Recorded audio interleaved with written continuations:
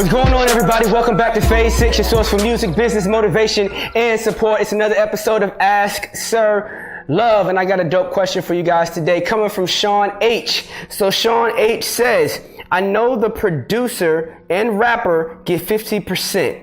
What does the executive producer get? Which is a great question, which is crazy because I had somebody else earlier today on a consulting call ask me a similar question. So the executive producer is typically paid out in two ways. Normally, the executive producer is hired by the label if they're an executive producer associated with a project being done on a major label, right? They're hired by the label, and the label is going to give them points. Points means they get a percentage on the sales of the album. Same thing as an artist royalty. An artist royalty is basically just points or a percentage of sales on the album. Producers are always also entitled to percentages of the album, and an executive producer is not included. So the excluded. So the executive producer can go ahead and negotiate whatever percentage they want off of the sales of the album as a total with the individual A&R or whoever's over that project at the label.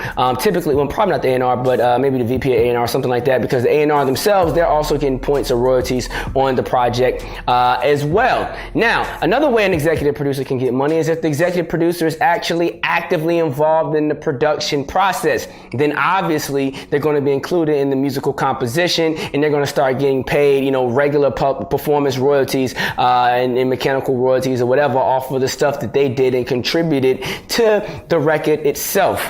Okay, so two ways. One, some type of royalty or percentage coming in from the record label. The second way is a royalty or percentage off of the music itself.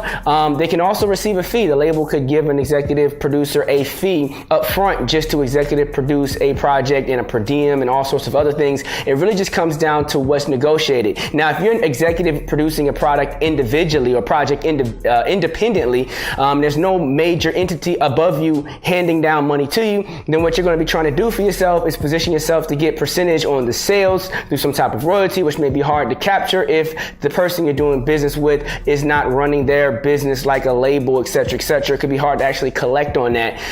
The other way to do it is just to cut yourself into the royalties as a person that's contributing to the recording of the record or the mixing and mastering and adding effects and coaching people through the record and arranging and all sorts of other things will give you the right to get actual percentage stake in the musical composition itself. So I hope that was helpful. Hit the subscribe button, hit the subscribe button, hit the subscribe button is right below in the corner. It's also on the page. Obviously, this is Ask Sir Love, and I'm here to answer any questions you guys have. So leave questions in the comments below. Leave questions in the comments below, and I'm going to try to get around to as many of them as I can on this new episode of Ask Sir Love. Go to www.phasevi.com. Check us out and support the movement.